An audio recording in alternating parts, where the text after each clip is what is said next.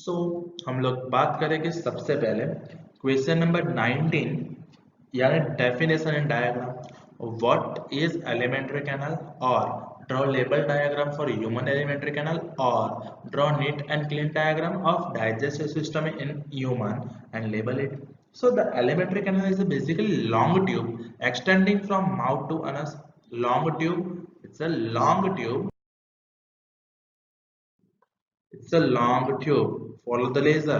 It's a long tube extending from mouth to anus. पूरा digestive system जिसको हम नाम देंगे एलिमेंट्री कैनल। और हमने वीडियो में आगे के वीडियो में हमने डायग्राम ड्रॉ करके ये तो पता कर ही लिया है कि किस तरह से हम ये डायग्राम ड्रॉ करते हैं। ओके, जैसे कि हमें पता है कि सबसे पहले हम माउथ वाला पोर्शन ड्रॉ करेंगे जिसमें टंग आएगा, माउथ आएगी, माउथ यानी प्यूकल कैविटी। उसके बाद इसोफेगस। हाँ, कई लोग ओ को नहीं लिखते हैं, कई लोग ओ को लिखते हैं। आपको अकॉर्डिंग टू टेक्स्ट बुक ओ को लिखना है और बायोलॉजी के हिसाब से ओ को नहीं लिखोगे तो भी चलेगा। So it's oesophagus. उसके बाद diaphragm, gall bladder, bile duct, liver. तो हर एक चीज का समझ लो, यहाँ पे डायाग्राम के साथ साथ हर एक चीज की हम लोग क्या समझेंगे, तो हम लोग हर एक चीज का पर्टिकुलर वो समझेंगे। वो मीन्स हमारा फंक्शन समझ लेंगे। ओके, ठीक है। और यहाँ पे YouTube ने फिर से थोड़ा सा प्रॉब्लम तो क्रिएट कर ही दिया है। आपका डायग्राम का वीडियो अपलोड हो ही रहा है, मैं आपको एज सुन एज पॉसिबल भेज रहा हूँ। ओके, डन है ना। तो समझ लेते हैं हर एक चीज का फंक्शन किस तरह से काम करेगा, वो सब कुछ समझ लेंगे। स्टोमक कैसे काम करेगा, एसोफेगस कैसे काम करेगा। ओके, नेक्स्ट वीडियो पे मूव करते हैं।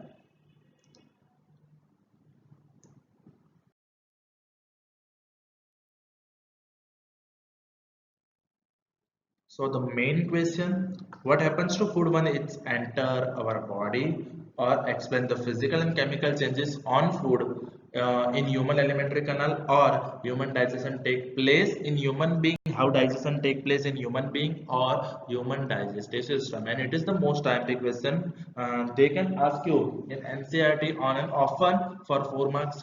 Okay, so get prepared. अब शुरू कर रहे हैं पूरा डाइजेशन सिस्टम। तो सबसे पहले जैसे कि हमने डायग्राम में देखा था कि सबसे पहले हमारे पास क्या था, माउथ। देखो यहाँ पे हम क्या करेंगे, पूरे सिस्टम को समझने के लिए उसको मेनली 4 या 5 पार्ट में डिवाइड करेंगे। सबसे पहला पार्ट है माउथ। तो माउथ में टीथ होती है, टंग होता है, सलाइवा ग्लैंड्स होती है। तो माउथ वाले पोर्शन में क्या करेंगे, माउथ वाले पोर्शन में हम वो पूरा समझ लेंगे कि वो किस तरह से काम करता है। उसके बाद सेकंड स्टेप में जाएंगे इसोफेगस। इसोफेगस से थर्ड स्टेप में जाएंगे हम स्टोमक में। स्टोमक में कैसे किस तरह से उसके ऊपर प्रोसेस होता है, कैसे स्टोमक जूसेस उसके ऊपर काम करती है। उसके बाद हम लोग बात करेंगे स्मॉलर इंटेस्टाइन की, उसके बाद larger intestine, and then figure is completed.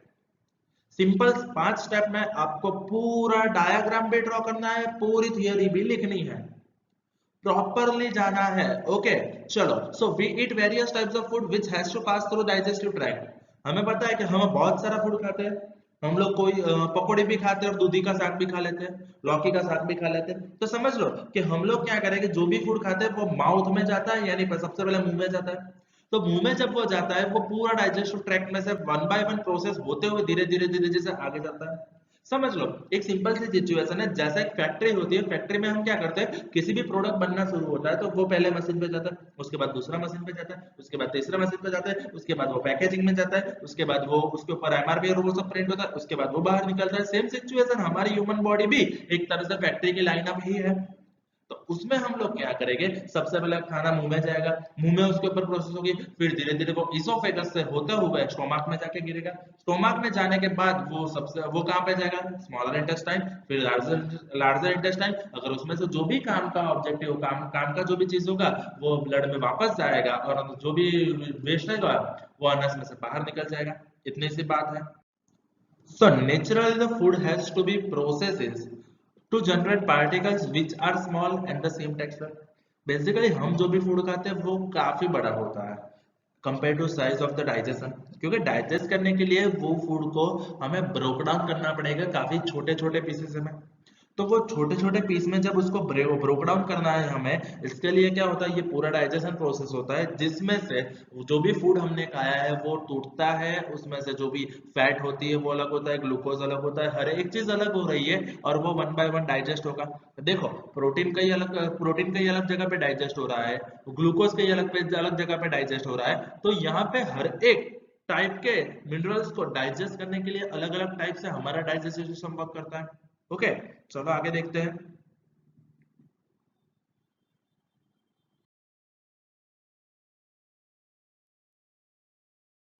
सो जैसा यहाँ बोला है कि various organs of the human digestive system in sequence, हमें पता है कि हमारी सीक्वेंस क्या रहती है।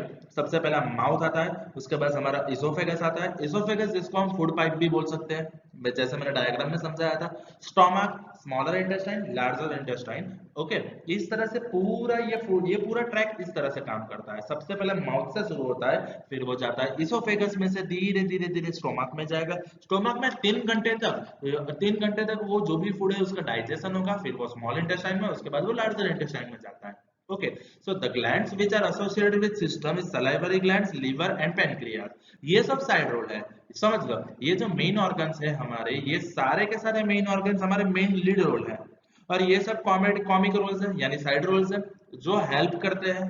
Okay, so the nutrition, gland क्या होती है, ग्लैंड वो चीज होती है कि जिसके अंदर से एक तरह से हार्मोनल या एक तरह से केमिकल रिलीज होता है जो डाइजेशन में आपको हेल्प करेगा। जैसे कि समझ लो, ये ग्लैंड्स जो होती है वो छोटी सी इस तरह से ग्लैंड्स होती है जिसमें से केमिकल रिलीज होगा जो डाइजेशन में हेल्प करता है। कई ग्लैंड्स ऐसे होती है जिसमें से हार्मोन्स रिलीज होता है, वो मैं आपको नेक्स्ट चैप्टर में समझाऊंगा।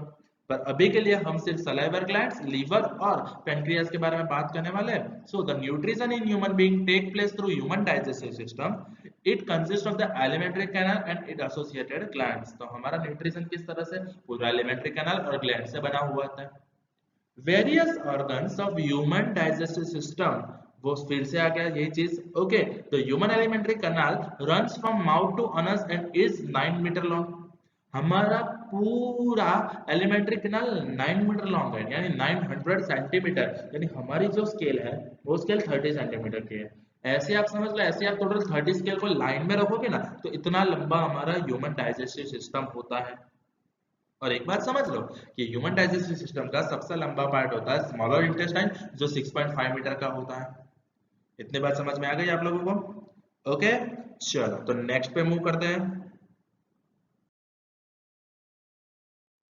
So, the ducts of the various glands open to the alimentary canal and pour secretion of the digestive juices into the alimentary canal। यहाँ पे हमने काफी क्लियरली बोल दिया है कि ये जो ग्लैंड्स होती है वो ग्लैंड्स क्या करती है, कुछ नहीं करती, सिर्फ ओपन होती है और ओपन करके वो कुछ तरह से डाइजेस्टिव जूसेस यानी किस तरह से केमिकल को सेक्रेट करती है। सेक्रेट करना यानी स्प्रे करना। स्प्रे कैसा होता है, इस तरह से वो सेक्रेट करता है। सो हमें सबसे पहले स्टेप समझना है, तो सबसे पहला स्टेप है इंजेशन। इंजेशन मीन्स हम फूड को अंदर डालते हैं। जैसे कि the food is ingested in human being through the mouth and it is put into the mouth with the help of hand. हम फूड को, हम देखो, हम लोग इंसान हैं, डायरेक्टली तो कुत्ते की तरह खाएंगे नहीं, तो हम हाथ से किसी भी फूड को हम अपने मुंह में रखते हैं। ओके, देखो,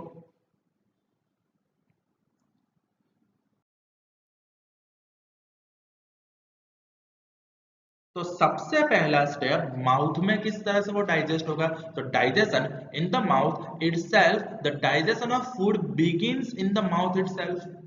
जो process of digestion, the mouth cavity, buccal cavity, जो माउथ कैविटी और ब्यूकल कैविटी जिसको बोलेंगे, उसमें 3 चीजें मेन रहती है। कौन कौन सी, teeth, tongue and salivary glands. कौन कौन सी चीज रहती है, teeth, tongue and salivary glands. Okay, okay, समझ लो कि सबसे पहले खाने को मुंह में रखा है, मुंह में रखने के बाद वहां पे 3 चीजें काम करती है। एक होता है माउथ, दूसरी होती है टीथ, तीसरा होता है सलाइवरी ग्लैंड्स। जो टीथ होगी वो क्या करेगा, जो भी फूड होगा ना उसके छोटे छोटे टुकड़े करेंगे। फिर टंग क्या क्या करेगा, टंग सलाइवरी ग्लैंड में से जो भी सलाइवा रिलीज होता है वो सलाइवा को मिक्स करता है फूड के साथ, जिससे उसके अंदर से एक तरह से क्या निकलेगा, तो एमाइलेज नाम का एक केमिकल निकलेगा। देखो, यही चीज मैं जो बोल रहा हूँ वो यहाँ पे लिखा हुआ है, वही चीज मैं आपको समझाऊंगा। सो सबसे पहले हमें बोला गया है the teeth cut the food into the small pieces. Cut the food into the small pieces, chew, grind. हमारा दांत क्या करता है, दांत जो होते हैं वो फूड को तोड़ता है, मरोड़ता है, उसके छोटे छोटे पीसेस करता है। तो मेन फिजिकल डाइजेशन के लिए फूड सबसे ज्यादा हेल्पफुल होता है। The salivary glands present in our mouth produce saliva with the help of tongue. Saliva is mixed with the food. यानी यहाँ पे दोनों का फंक्शन तो हमने समझ लिया है।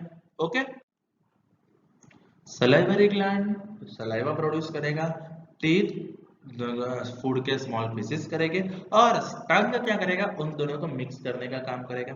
As we know that saliva is a watery liquid, so it wets the food in our mouth, helps to swallow it easily. यानी वो फूड को थोड़ा सा भिगो देगा, और भिगने के बाद वो क्या करेगा, वो भिगने के बाद इजी से भाग सकेगा, यानी स्वैलो हो सकेगा। ओके, तो ये फर्स्ट स्टेप हो गया हमारा डाइजेशन इन माउथ। देखो,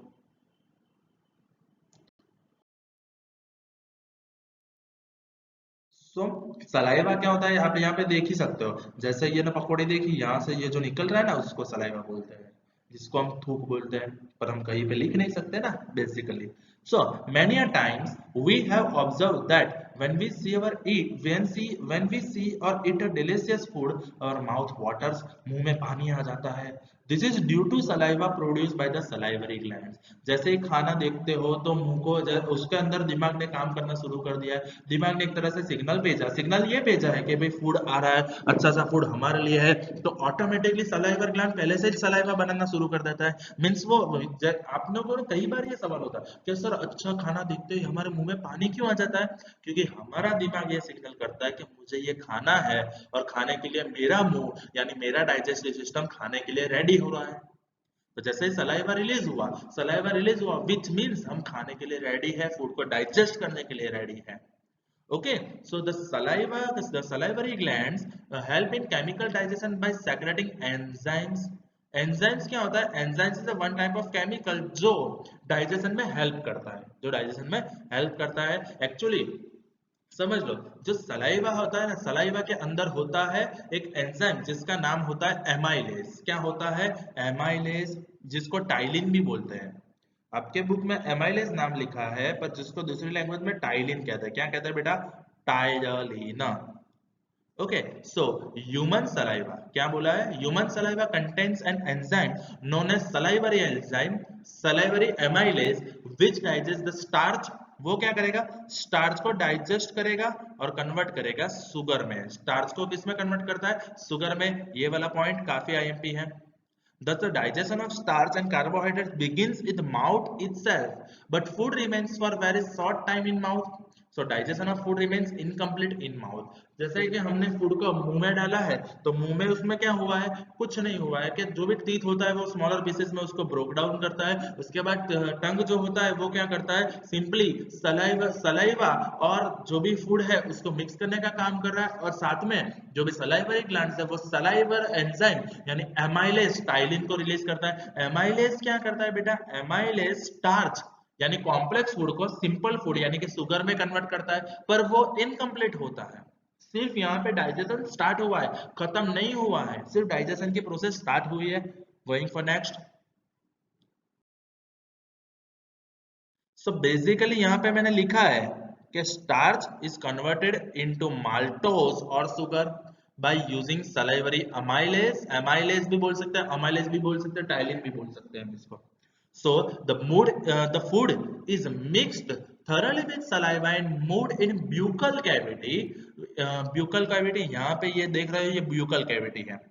ये जो फूड है वो फूड टूटने के बाद धीरे धीरे धीरे ब्यूकल कैविटी में जा रहा है। बाय मस्कुलर टंग व्हाइल च्यूइंग, वो खाने के साथ साथ वो मिक्स करता है। अगर जीभ नहीं होती तो वो मिक्स नहीं होता, सिर्फ टुकड़े होते। और उसके बाद वो क्या होता है, फूड धीरे धीरे धीरे धीरे ऑटोमेटिकली अंदर जा रहा है। और यहाँ पे आप लोग देख सकते हो, ये वाला जो चीज है फेरिंग्स में, ये यहाँ पे ये वाल बंद कर देता है। आप देख लो, ये बंद हो गया। बंद होने की वजह से क्या होता है, ये फूड जो है ना वो इसोफेगस में ही जाएगा। ये फूड कभी भी हमारी एयर पाइप में नहीं जाता है। देखो, अगर वो भूल से भी एयर पाइप में चला गया तो हमें तुरंत उधरस आ जाती है, एंथ्रस आ जाती है जिसको बोलते हैं। ओके, तो वही चीज है। देखो यहाँ पे ये जो वाल है एक्चुअली ये होता है हमारा, समझ लो कि ये इस तरह से वाल जो होता है ये फूड को यहाँ पे डायरेक्ट करता है, और ये फूड इसोफेगस में ही जाएगा। ब्रीदिंग पाइप जो होती है वो ब्रीदिंग पाइप इस तरह से यहाँ पे कनेक्टेड होती है लंग्स के साथ। इतनी बात समझ में आ गई? ओके, तो सबसे पहला स्टेप मेरे साथ समझ लो। सबसे पहले फूड को कहाँ में रखेंगे? मुख में, यानी कि माउथ में। माउथ में रखने के बाद वो टीथ से टूटता है, टंग से वो मिक्स होता है, सलाइवरी ग्लैंड के एमाइलेज से वो स्टार्च को शुगर में कन्वर्ट करता है। नेक्स्ट स्टेप,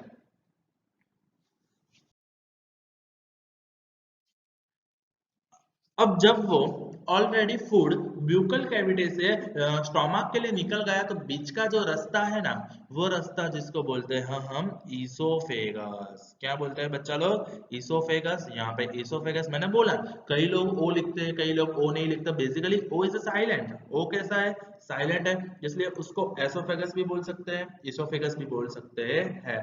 चलो, इतनी बात समझ में आ गई हमको? Sure, confirm. So the lining of the canal has muscles that contract rhythmically in order to push the food forward. यानी यहाँ पे जो लाइनिंग होती है, ये लाइनिंग क्या करती है बेटा? ये लाइनिंग ऑटोमेटिकली इस तरह से रिथमेटिक कॉन्ट्रैक्शन करती है, जिससे फूड को वो आगे की तरफ पुश कर सके।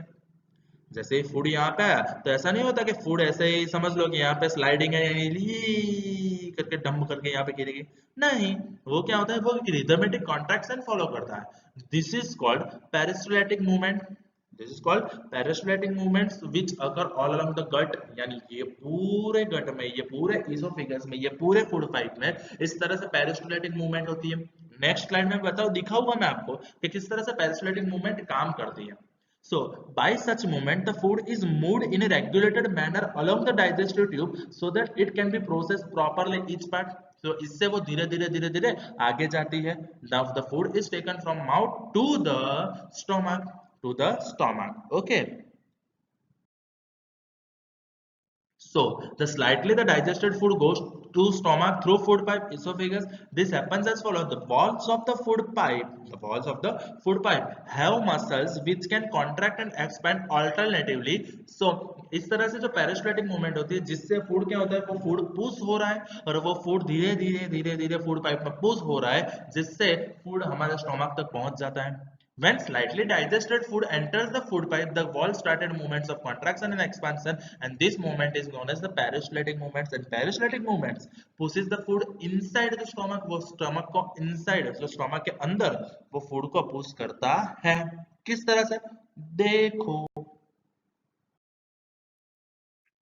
ये होती है पेरिस्टलेटिक मूवमेंट। यहाँ पे देख सकते हो, ये एक्सपैंड हो रहा है, आगे का पार्ट एक्सपैंड हो रहा है, तो पीछे का पार्ट कॉन्ट्रैक्ट हो रहा है। देख सकते हो आप लोग?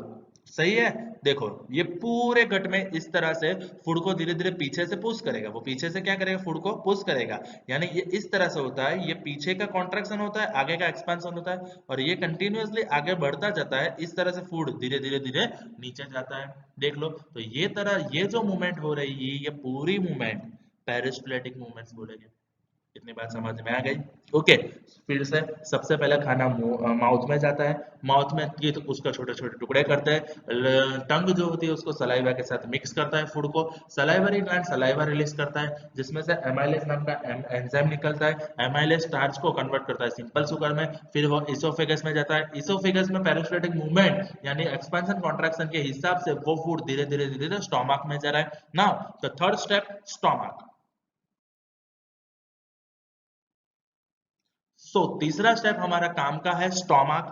Stomach is the main part, it's a one kind of J shaped organ. यहाँ पे लिखा है और यहाँ पे दिख भी रहा है आपको, देख लो, ये पूरा जे शेप्ड ऑर्गन है। हाँ, तो it's a J shaped organ present in the left side, present in the left side of the abdomen. Abdomen यानी हमारे, समझ लो कि हमारे पेट का जो भाग है, उसके लेफ्ट साइड, उसके लेफ्ट साइड में जे शेप का हमारा स्टोमक होता है। The food is churned in the stomach for about 3 hours. Churned means, अगर समझो कि आपने गेहूं का लोट बनाना है, तो गेहूं कैसे चर्न होता है? आटा मेकर में। सेम चीज, वो 3 घंटे तक उसके अंदर ऐसा घूम रहा है, ऐसे इस तरह से, यहाँ से वहां, वहां से यहाँ, ये पूरा डाइजेशन हो रहा है। During this time, the food breaks down into still smaller pieces and forms a semi-solid paste. यानी एक तरह से वो पेस्ट बनाता है, वो छोटे छोटे टुकड़ों में कन्वर्ट हो रहा है। The glands present in the stomach's wall secrete, यहाँ पे तीन तरह के एंजाइम्स रिलीज होते हैं। समझ लेना कि पहले तो फूड, हमारे फूड, सबसे पहले फूड देखो इसोफेगस में, स्टोमक में आता है। स्टोमक की जो वॉल होती है वो मस्कुलर वॉल उसको क्या कहता है, फूड को इस तरह से मिक्स कर रहा है जिससे वो सेमी सॉलिड पेस्ट बन जाए। और जैसे ही वो सेमी सॉलिड पेस्ट बन रहा है वहां पे स्टोमक की वॉल्स गैस्ट्रिक जूस रिलीज कर रही है। क्या रिलीज कर रही है? गैस्ट्रिक जूस रिलीज कर रही है। और जब वो गैस्ट्रिक जूस रिलीज करती है तो वो गैस्ट्रिक जूस के साथ साथ, समझ लो, वो गैस्ट्रिक जूस के साथ साथ मेन तीन चीज रिलीज हो रही है गैस्ट्रिक जूस के अंदर ही। कौन कौन सी चीज? सबसे पहली होती है एसिड, हाइड्रोक्लोरिक एसिड। सबसे पहला क्या रिलीज होता है? Hydrochloric acid. दूसरा क्या रिलीज हो रहा है? पेप्सिन। और तीसरा क्या रिलीज हो रहा है? म्यूकस। समझ रहे हो? हाइड्रोक्लोरिक एसिड, पेप्सिन और म्यूकस, ये सब चीज रिलीज हो रही है। इतनी बात समझ में आ गई? डन। कौन कौन सी चीज? Hydrochloric acid, pepsin, mucus. Due to the presence of hydrochloric acid, the food is acidic in nature and the enzyme pepsin begins digestion with the digestion of protein present in the food to form smaller molecules. समझ लो, सबसे पहले hydrochloric acid की बात करते हैं तो hydrochloric acid acid है इसलिए वो नेचर में कैसा होगा? एसिडिक होगा। जब वो नेचर में एसिडिक है तो वो पूरा स्टोमक के अंदर एसिडिक मीडियम प्रेजेंट कर रहा है। वो स्टोमक के अंदर एसिडिक मीडियम बना रहा है। इतनी बात समझ में आ गई? सबसे पहले एसिड ने क्या किया? एसिडिक मीडियम रिलीज किया। उसके बाद पेप्सिन, पेप्सिन एक्चुअली होता है पेप्सिनोजन नामक एंजाइम। पेप्सिन क्या होता है? पेप्सिनोजन, इस तरह से नाम है, वो पेप्सिनोजन एंजाइम होता है जो एक्चुअली इतना एक्टिव नहीं होता है। ठीक है। अब वो क्या होता है कि जैसे ही वो एसिडिक मीडियम में आता है वो पेप्सिनोजन कन्वर्ट होता है पेप्सिन के अंदर। फिर पेप्सिन जो कन्वर्ट होगा वो पेप्सिन क्या करेगा? प्रोटीन का डाइजेशन करेगा। प्रोटीन का क्या करेगा? डाइजेशन। प्रोटीन का डाइजेशन होके क्या बन रहा है? प्रोटियोज एंड पेप्टोन्स। क्या बन रहा है? प्रोटियोज एंड पेप्टोन्स। आपके डाइजेस्ट में सब कुछ दिया गया है। यहाँ पे हम टेक्सचुअली जा रहे हैं इसलिए थोड़ा सा कम दिया गया है, पर मैं आपको सब कुछ समझा रहा हूँ। सो फिर से पूरा सिचुएशन समझ लो। आपके सामने आपने अपने हाथ से ड्रॉ किया हुआ डायग्राम आपके सामने है। तो वहां पे सबसे पहले आपको दिख रहा है माउथ। माउथ में तीन पार्ट है, teeth, tongue and salivary gland. Teeth क्या करता है? फूड को ब्रोक करता है स्मॉलर पीसेस में। टंग क्या करता है? सलाइवा और टीथ से तोड़े हुए फूड को वो मिक्स कर रहा है। और सलाइवरी ग्लैंड सलाइवा रिलीज करता है। सलाइवा के अंदर होता है एंजाइम एमाइलेज या टाइलिन। एमाइलेज क्या करता है? स्टार्च को कन्वर्ट करता है सिंपल शुगर में। उसके बाद फूड कहाँ जाता है? फूड पाइप में, इसोफेगस में, डक्ट में।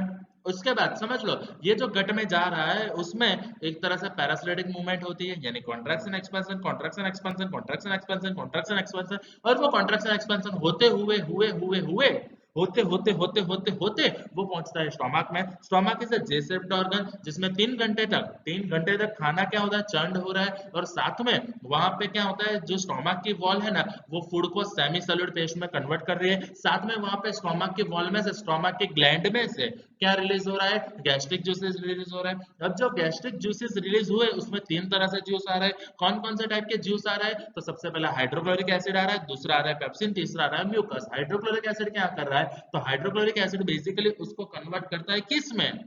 सिंपली एसिडिक मीडियम में रिलीज करे। उसके बाद सिंपल सी चीज है। उसके बाद क्या हो रहा है? तो साथ में होता है पेप्सिन। तो एक्चुअली वो लेस एक्टिव पेप्सिनोजन होता है जो एसिडिक मीडियम में एक्टिव होकर पेप्सिन बन रहा है। पेप्सिन प्रोटीन का डाइजेशन करके उसको प्रोटीज और पेप्टोन्स में रूपांतर कर रहा है, यानी फूड और भी स्मॉलर हो रहा है उसको कन्वर्ट करने के बाद। ओके। और उसके बाद म्यूकस जो होता है, वो म्यूकस की लाइनिंग वॉल को बचाती है, यानी एसिड एसिड होता है तो एसिड तो ऑब्वियसली हार्म करेगा। तो हमारे स्टोमक की वॉल को किसी भी तरह से हार्म ना हो इसलिए म्यूकस वो उसको कवर करती है। यहाँ पे आप लोग देख सकते हैं। हाँ, ये थोड़ी बायोलॉजी 12th की डायग्राम है, पर यहाँ पे इसोफेगस है। और यहाँ पे ये जो बॉडी है तो उसमें ये वाला जो गैसेस जूस होता है, यहाँ पे एक रिलीज होता है म्यूकस जो इसको पूरा अंदर से कवर करता है। देखो नेक्स्ट।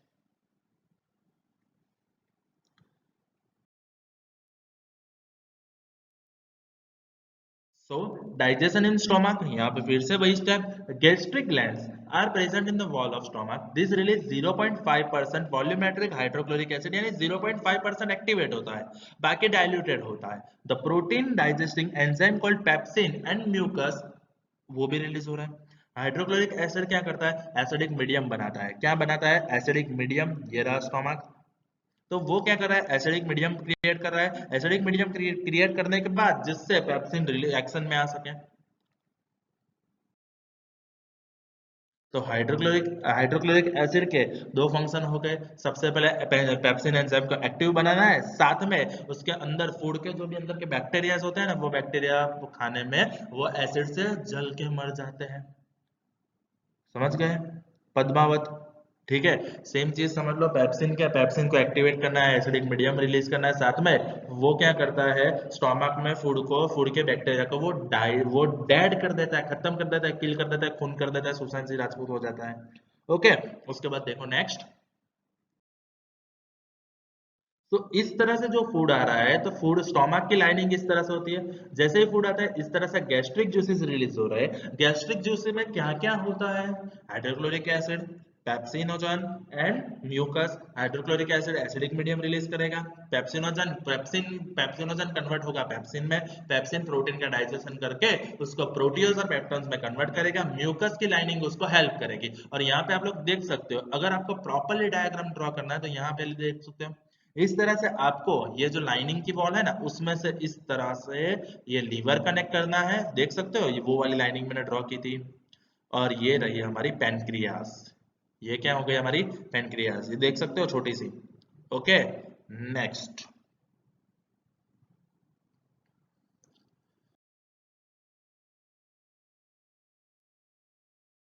तो बेसिकली पेप्सिनोजन जो होता है वो इनएक्टिव एंजाइम होता है, जैसे मैंने बोला, डाइल्यूटेड HCl की मदद से, यानी एसिडिक मीडियम होने के वजह से वो पेप्सिनोजन कन्वर्ट होता है पेप्सिन में। वो पेप्सिन प्रोटीन का डाइजेशन करता है, प्रोटीन को किस में कन्वर्ट करता है, प्रोटीओज और पेप्टॉन्स दोनों में कन्वर्ट करता है, इस तरह से प्रोटीन का डाइजेशन हो गया। ओके, समझ में आ गया। Pepsinogen is the inactive, inactive में से पेप्सिन प्रोटीन का डाइजेशन करके उसको प्रोटीओज और पेप्टोन्स में कन्वर्ट करता है। डन। ओके, तो ये डायग्राम में मैंने थोड़ा सा केमिकल डाइजेशन स्टोमक में समझाया है। सबसे पहले एसिड, पेप्सिन और गैस्ट्रिक जूसेस, और ये दोनों का कॉम्बिनेशन, साथ में आता है म्यूकस। ये तीनों का कॉम्बिनेशन एक्चुअली होता क्या है, तो ये तीनों का कॉम्बिनेशन होता है गैस्ट्रिक जूसेस। यहाँ पे ये पूरा स्टोमक दिखाया है, स्टोमक के अंदर आप लोग एक लाइनिंग देख रहे हो, रेड कलर की हैवी लाइनिंग, वो रेड कलर की हैवी लाइनिंग होती है म्यूकस। फिर यहाँ पे ये जो आपको पूरा भरा हुआ दिख रहा है, ये एसिड है, ये क्या है, एसिड। और ये जो एसिड है वो एसिड 0.5% HCl है, कितना, 0.5%। ठीक है, और साथ में यहाँ पे आप लोग देख सकते हो, फूड जो है वो पेस्ट में रिलीज होने के साथ साथ छोटे छोटे पार्टिकल्स में रिलीज हो रहा है। और यहाँ पे यानी आप अगर हमें पूछे कि स्टोमक में हम किसका डाइजेशन करते हैं, तो स्टोमक में हम लोग डाइजेशन कर रहे हैं प्रोटीओस और पेप्टॉन्स का, किसमें से, प्रोटीन में से। ओके, नेक्स्ट स्टेप पे आगे बढ़ेंगे। तो यहाँ से ये आगे जाएगा फूड अब स्मॉलर इंटेस्टाइन में, यहाँ पे देख सकते हो छोटा सा हमारा smaller intestine. So the mucus protects the inner lining of the stomach from the action of acid and pepsin enzyme under normal condition। यानी mucus क्या करेगा, हमारी inner lining होती है stomach की, उसको protect करने का काम करता है। Now the exit of the food from the stomach is regulated by a sphincter muscle which releases it into the smaller intestine। So अब यहाँ से वो आगे जाएगा, यानी हमारी दूसरी फैक्ट्री का काम खत्म हो गया। अब वो तीसरी फैक्ट्री यानी स्मॉलर इंटेस्टाइन में जा रहा है, तो वहां के ये दोनों का बीच का दरवाजा, जिसको बोलते हैं हम sphincter muscle, sphincter muscle. Okay, तो ये स्पिंक्टर मसल के मदद मसल के हेल्प से वो फूड धीरे से स्मॉलर इंटेस्टाइन में आगे बढ़ेगा। Okay,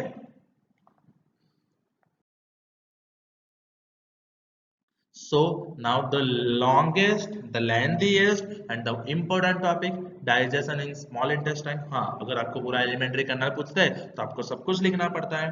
The small intestine is largest part of the alimentary canal। हाँ, वो सबसे लंबा पार्ट है। यहाँ पे ये जो पीछे दिखा है वो लार्जर इंटेस्टाइन है, यानी बड़ा वाला, और इसके बीच में यहाँ पे ये छोटा छोटा छोटा छोटा छोटा छोटा आंतड़िया है ना, वो स्मॉलर इंटेस्टाइन है।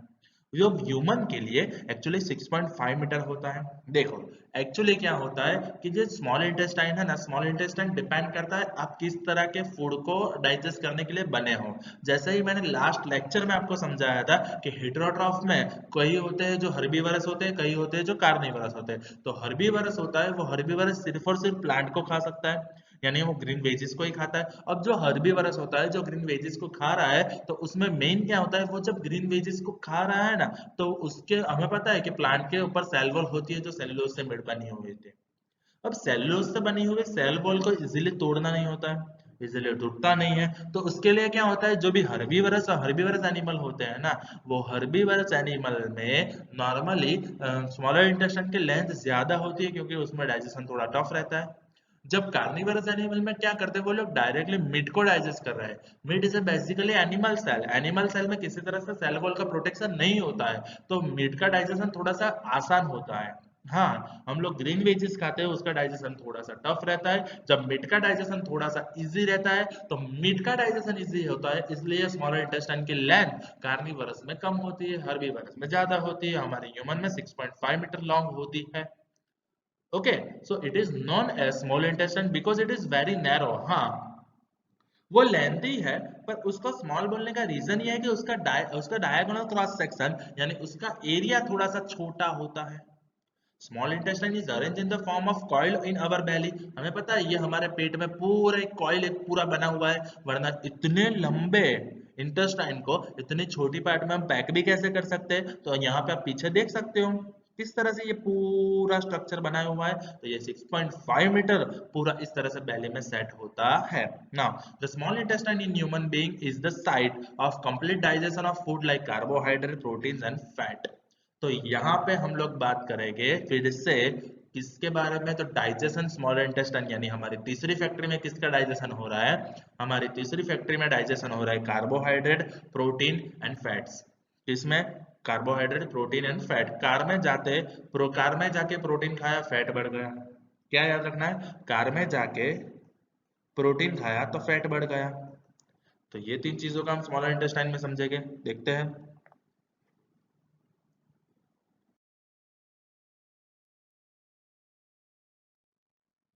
So small intestine is the longest part of alimentary canal. हमने बोल दिया है वो साइट है, क्या कौन कौन सी चीज, क्या कार्बोहाइड्रेट, प्रोटीन और फैट की डाइजेशन साइट होती है। Now from the stomach the food enters the small intestine and small intestine receive bile juice from liver and pancreatic juice from pancreas. ये आ गया साइड रोल का रोल। यानी जैसे ही आप देखो ये फूड जैसे ही अंदर जा रहा है, साथ में यहाँ पे लीवर ने अपना बाइल जूस रिलीज कर दिया है, बाइल जूस रिलीज कर दिया, सॉरी, वो लीवर ने अपना बाइल जूस रिलीज किया है। और यहाँ पे ये जो पैनक्रियाज है, ये पैनक्रियाज ने अपना पैनक्रियाटिक जूस भी रिलीज कर दिया है, और ये जूस के साथ मिक्स हुआ हुआ फूड धीरे से जा रहा है स्मॉलर इंटेस्टाइन में। देखो,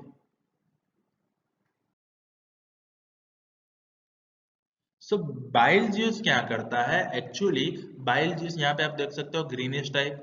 ओके, हमें देखो हम जो गैस की ऐड आती है ना, जैसे पेट में गैस हो गई, बदहजमी हो गई, वो सब दिखाते हैं ना, तो उसमें वो ग्रीन कलर का ही जूस दिखाता है ना। तो bile juice actually greenish colour का ही होता है। ओके, जिससे हमें गैस भी बढ़ जाती है, कई बार गैस्ट्रिक प्रॉब्लम हो जाता है, गैस बढ़ जाता है, इनो पीना पड़ता है, ठीक है।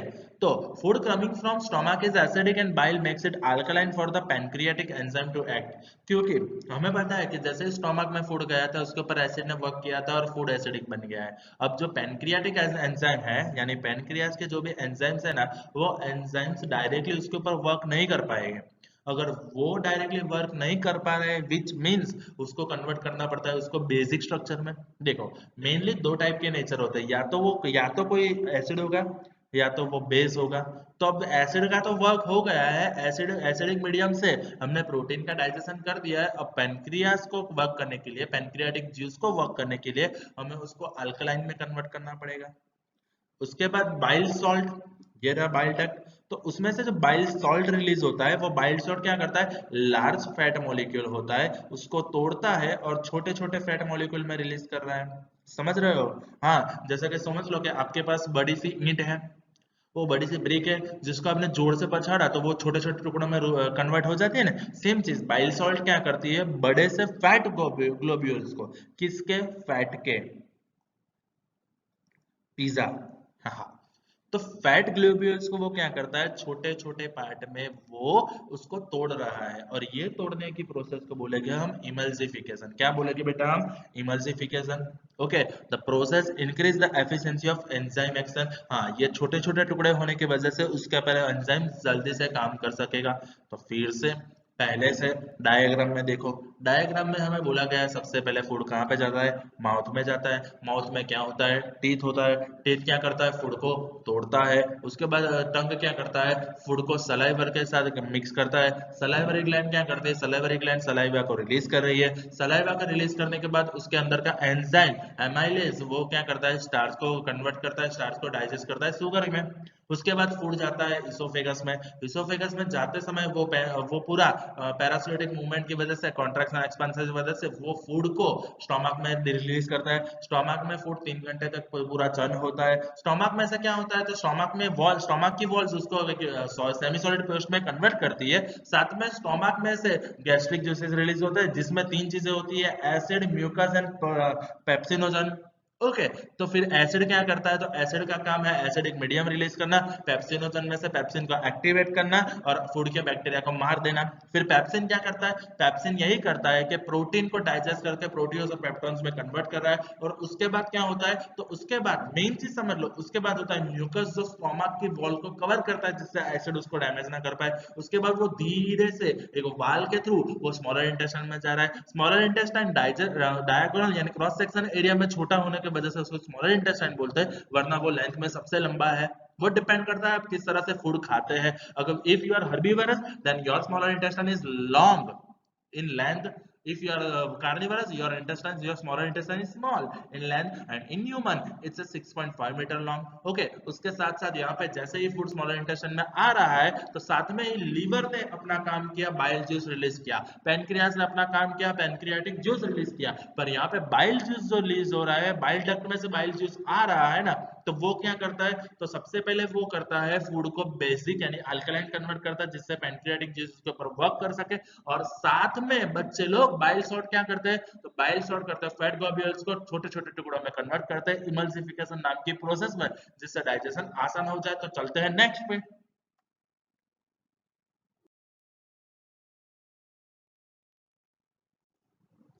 यहाँ पे देख सकते हो स्टोमक में फूड आया।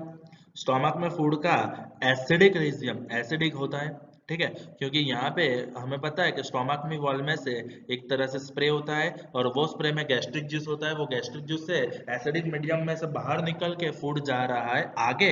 वहां पे लीवर और गॉल ब्लैडर ने अपना बाइल डक्ट के थ्रू यहाँ से देख सकते हो इसको स्प्रे किया है। पेनक्रियाटिक जूस ने पेनक्रियाज ने पर ये इसको यहाँ पे स्प्रे किया है। आप देख सकते हो ना, सही है। अब वो जा रहा है आगे स्मॉल इंटेस्टाइन में।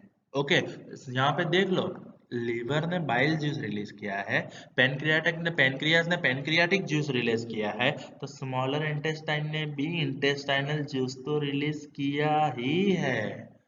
ओके, समझ में आ गया, देखो।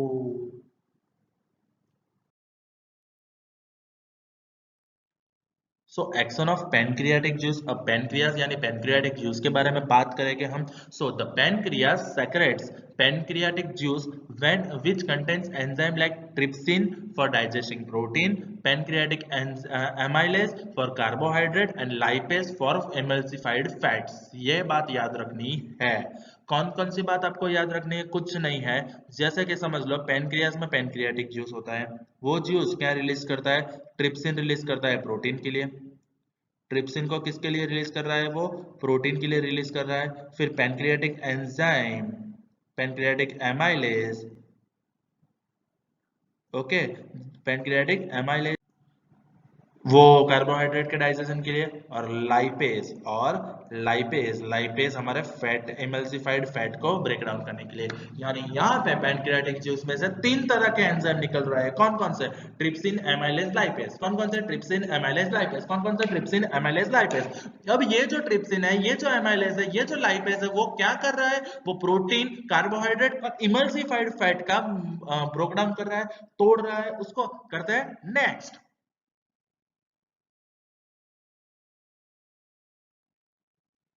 सो पैनक्रियाटिक जूस के बारे में बात किया मैंने, तो यहाँ पे देख सकते हो इस तरह से पैनक्रियाज होता है।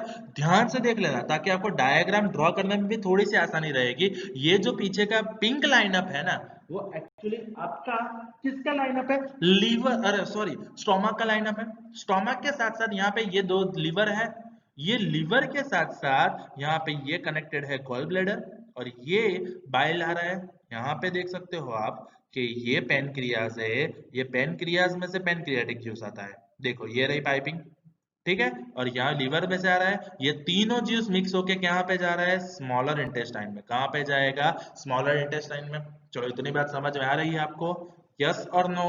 पक्का ना बेटा? चलो नेक्स्ट स्टेप में मूव करते हैं। So the action of intestinal juice, यानी अब तीसरी बात आ गई। सबसे पहले देखो क्या हुआ था, बाइल जूस आया था। बाइल जूस ने हमारा फूड को अल्कलाइन बनाया था, जिससे उसके ऊपर पैनक्रियास पैनक्रियास एक पैनक्रियाटिक जूस उसके ऊपर वर्क कर सके। पैनक्रियाटिक जूस में कौन कौन से थे? तो एमाइलेज था, लाइपेज था, ट्रिप्सिन था। ट्रिप्सिन प्रोटीन, एमाइलेज जो था वो कार्बोहाइड्रेट के लिए था, और लाइपेज था वो फैट मॉलिक्यूल्स के लिए था। और साथ में यहाँ पे इंटेस्टाइनल जूस क्या करता है? तो wall of the small intestine contain glands with secrete intestinal juice, यानी यहाँ पे ये जो वॉल के ऊपर ग्लैंड्स लगी होती है वो इंटेस्टाइनल जूस रिलीज करता है। इंटेस्टाइनल जूस वो क्या करता है? प्रोटीन को एमिनो एसिड में कन्वर्ट कर रहा है, कार्बोहाइड्रेट को ग्लूकोज में कन्वर्ट कर रहा है, और फैट को फैटी एसिड और ग्लिसरॉल में कन्वर्ट कर रहा है। सिंपल सिंपल सी चीज है। प्रोटीन को डाइजेस्ट करने के लिए हमारे पास ट्रिप्सिन था, और वो ट्रिप्सिन और इंटेस्टाइनल जूस से वो प्रोटीन कन्वर्ट हो रहा है एमिनो एसिड में। कॉम्प्लेक्स कार्बोहाइड्रेट के लिए एमाइलेज आता है, जो कन्वर्ट होता है ग्लूकोज में। कार्बोहाइड्रेट कन्वर्ट होता है ग्लूकोज में। और फैट के लिए आता है फैटी एसिड और ग्लिसरॉल, जो हमारा कौन करता है? लाइपेज करता है। इतनी बात समझ में आ गई? Okay.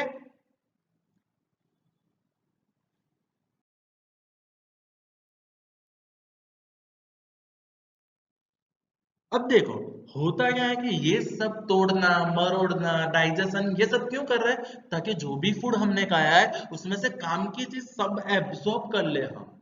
So absorption is the most important phase. After digestion, the molecules of the food become small and passes through the small intestine and goes into our blood. हाँ यही तो चीज है। जो फूड है वो फूड खाते हैं, उसमें से एनर्जी रिलीज हो रही है। वो एनर्जी कहाँ पे जा रही है? वो एनर्जी जा रही है वापस ब्लड में से, और वही ब्लड की एनर्जी यानी एटीपी, या तो कोई कोई भी फॉर्म का हमारा एनर्जी हो, तो वो एनर्जी से ही हम हरते हैं, फरते हैं, घूमते हैं, दौड़ते हैं, लिखते हैं, बहुत सारे काम करते हैं। तो बेसिकली जो फूड खाया है, फूड का ऑब्जॉर्प्शन भी मेन चीज है ना। इसलिए तो ये पूरा फैक्ट्री यानी पूरी डाइजेस्टिव सिस्टम है हमारे पास। So we can say that small intestine is the main region of absorption of digested food. हाँ, small intestine digestion food के absorption के लिए का main reason है, main region है, sorry। तो समझ लो स्मॉल इंटेस्टाइन में, स्मॉलर इंटेस्टाइन में ही वो चीज यानी कि वो डाइजेस्टिव यानी जो भी डाइजेस्ट हो रहा है वो स्मॉल इंटेस्टाइन में ही हो रहा है। The inner surface of the small intestine has millions of tiny finger like projections called villi. यानी आप समझ लो कि ये जो छोटा सा, समझ लो ये छोटा सा हमारा इंटेस्टाइन है, जिसके अंदर इस तरह से फरी, इस तरह से एकदम छोटे छोटे छोटे छोटे विली होते हैं, जिससे क्या होता है कि एब्जॉर्प्शन एरिया, एब्जॉर्प्शन का सरफेस एरिया बढ़ जाता है। समझ लो एक चीज बोलो कि कहीं पे पानी गिर गया है। अब देखो आप कागज से पानी पोंछो और कपड़े से पानी पोंछो, सबसे ज्यादा पानी किस में पूछेगा? कपड़े में। क्यों? क्योंकि कपड़े के ऊपर छोटे छोटे छोटे इस तरह से फरी टाइप हमारे विली होते हैं ना, कागज के पास ऐसा नहीं होते, तो वो इजीली एब्जॉर्ब हो रहा है ना। सेम सिचुएशन, इतने बात समझ में आ गई। Which gives large surface area to absorption and absorbed food goes into our blood. अब देखो जो काम की चीज है वो तो ब्लड में चली गई, पर जो नक्कामी चीज है उसके लिए क्या होगा? देखो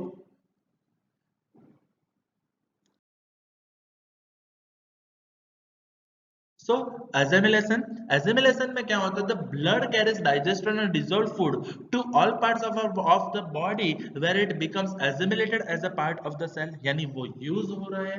okay, the assimilated food is used by body cells for obtaining energy as well as for growth and repair of the body. हाँ, ये फूड ये एनर्जी इसका हम इस्तेमाल क्यों कर सकते हैं? ताकि हम अपना काम कर सकते हैं, हम अपने बॉडी के ग्रोथ के लिए। हाँ, हम खाते ही इसलिए कि हमारा बॉडी का ग्रोथ हो। और बॉडी के ग्रोथ के साथ साथ रिपेयरिंग भी। हाँ, आपको चोट लगी है तो आपका रिपेयरिंग जरूरी है, तो उसके लिए देखो जैसे ही हड्डियां टूटती है हम कैल्शियम खाना शुरू कर देते हैं, तो वो कैल्शियम क्या ऑटोमेटिकली जैसे पेट में गया तो पेट में से वो क्या ऐसे टिश्यू करके वहां पे जहां पे हड्डी है वहां पहुंच जाएगा? नहीं, वो कैल्शियम का डाइजेशन होता है, वो डाइजेशन होने के बाद वो ब्लड के थ्रू कैल्शियम वहां पे पहुंच रहा है, टारगेट एरिया पे पहुंच के वहां पे काम करेगा रिपेयरिंग का। The undigested food stored in the liver in the form of carbohydrate और glycogen, और हमारा अनडाइजेस्टेड फूड जो होता है वो ग्लाइकोजन के फॉर्म में रह जाता है, और उसको क्या करते हैं रिक्वायरमेंट की तरह हम उसको इस्तेमाल करते हैं। समझ में आ गई? ओके, डन है। Next then egestion. एगेशन में क्या होता है? A part of food which we eat can not be digested by our body. हाँ, जो भी कचरा होता है वो कचरे को बाहर भी निकालना पड़ता है, तो this undigested food can not be absorb in the smaller intestine, so the undigested food passes from small intestine to large intestine. वो स्मॉलर इंटेस्टाइन में से लार्जर इंटेस्टाइन में जाएगा, वो हमें अच्छे से पता है, और वहां पे the walls of the large intestine क्या करता है? Absorb most of the water from this food and become solid. Larger intestine में वो पूरा पानी एब्सॉर्ब कर लेता है और वो सॉलिड फॉर्म में कन्वर्ट हो जाता है। Last part of the large intestine is called rectum, stores the undigested food for some time and finally existed यानी एग्जिट हो जाता है from our body through anus as the faeces of stool. पता है हमें कि वो जो भी एक्सक्रेशन होता है वो एक्सक्रेशन काफी जरूरी होता है, यानी जो अनडाइजेस्टेड फूड हो उसको बाहर निकालना पड़ेगा, वरना वो केमिकली हमारी बॉडी को हार्म करता है, जिसको हम एगेशन या तो डिफेक्शन बोलते हैं, डिफेशन बोलते हैं। ओके, इतनी बात समझ में आ गई? सो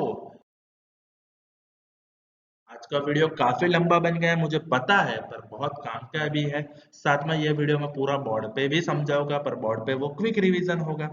तो यहाँ पे देख लो, सबसे पहले फूड डायग्राम में देखो, सबसे पहले फूड कहाँ पे आता है? माउथ पे आता है। माउथ में वहां पे दांत होते हैं, टीथ होते हैं, वो टीथ क्या करता है? उसको पूरा चबाने का काम करता है। टीथ ने चबाने का काम कर दिया, उसके बाद वो फूड के छोटे छोटे टुकड़े को टंग की मदद से हम सलाइवा के साथ मिक्स करते हैं। सलाइवा थोड़ा सा वेटी होता है, यानी फूड थोड़ा वेटी हो जाता है, सॉफ्ट हो जाता है, और सलाइवर ग्लैंड में से निकला हुआ एमाइलेज उसके ऊपर वर्क करता है ताकि स्टार्च कन्वर्ट हो जाए सिंपल शुगर में। उसके बाद वो एसोफेगस के पैरासिलेटिक मूवमेंट यानी कॉन्ट्रैक्शन एक्सपेंशन की मदद से वो फूड जाता है हमारे स्टोमक में। स्टोमक में जाने के बाद क्या होता है? सिंपली स्टोमक की वॉल्स उसको एक सिंपली सेमी सॉलिड पेस्ट में कन्वर्ट करता है, साथ में गैस्ट्रिक जूस रिलीज करता है। गैस्ट्रिक जूस में तीन तरह के केमिकल्स होते हैं, एक होता है हमारा एसिड, दूसरा होता है हमारा म्यूकस, तीसरा होता है हमारा पेप्सिन। फिर ये जो पेप्सिनोजन और पेप्सिनोजन रिलीज करता है, तो देखो सबसे पहले HCl क्या करता है? HCl वो एसिडिक मीडियम रिलीज करता है ताकि पेप्सिनोजन एक्टिव हो जाए। पेप्सिन में पेप्सिन प्रोटीन का डाइजेस्ट करे, प्रोटियोज और पेप्टोन्स में म्यूकस उसको म्यूकस स्टोमक को बचाता है किससे?